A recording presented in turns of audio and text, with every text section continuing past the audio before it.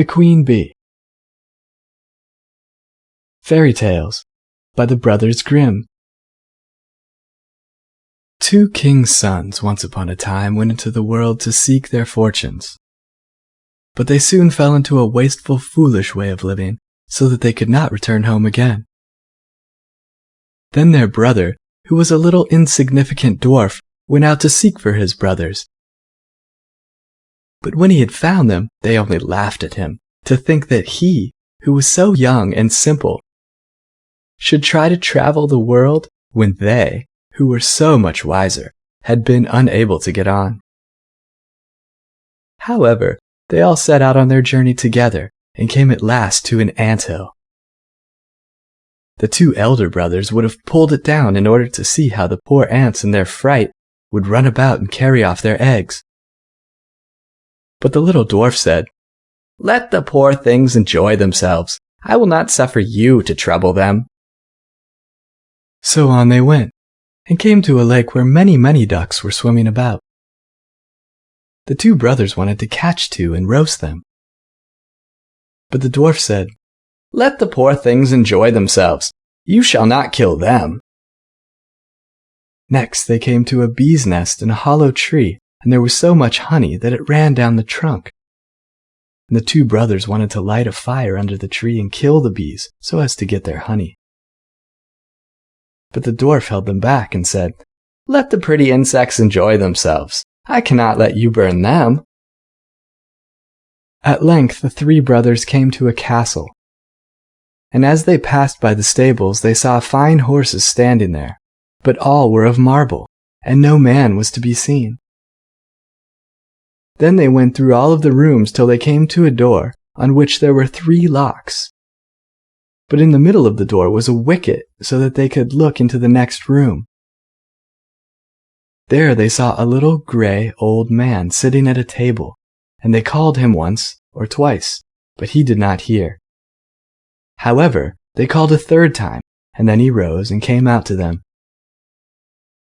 He said nothing, but took hold of them and led them to a beautiful table covered with all sorts of good things. And when they had eaten and drunk, he showed each of them to a bedchamber. The next morning he came to the eldest and took him to a marble table, where there were 3 tablets containing an account of the means by which the castle might be disenchanted. The first tablet said, "In the wood under the moss lie the 1,000 pearls belonging to the king's daughter. They must all be found, and if one be missing, by set of sun, he who seeks them will be turned into marble." The eldest brother set out, and sought for the pearls the whole day. But the evening came, and he had not found the first 100, so was turned into stone as the tablet had foretold. The next day, the second brother undertook the task, but he succeeded no better than the first, for he could only find the second 100 of the pearls, and therefore he too was turned into stone. At last came the little dwarf's turn, and he looked in the moss. But it was so hard to find the pearls, and the job was so tiresome, so he sat down upon a stone and cried. And as he sat there, the king of the ants, whose life he had saved, came to help him, with 5,000 ants. And it was not long before they had found all the pearls and laid them in a heap. The second tablet said, "The key of the princess's bedchamber must be fished out of the lake." And as the dwarf came to the brink of it, he saw the 2 ducks whose lives he had saved swimming about. And they dived down and soon brought in the key from the bottom. The third task was the hardest.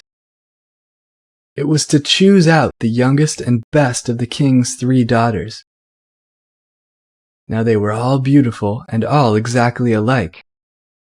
But he was told that the eldest had eaten a piece of sugar, the next some sweet syrup, and the youngest a spoonful of honey. So he was to guess which it was that had eaten the honey.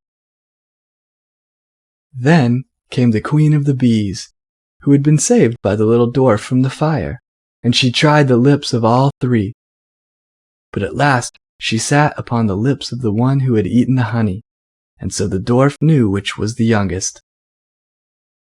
Thus the spell was broken, and all who had been turned into stones awoke and took their proper forms. And the dwarf married the youngest and best of the princesses, and was king after her father's death. But the two brothers married the other two sisters.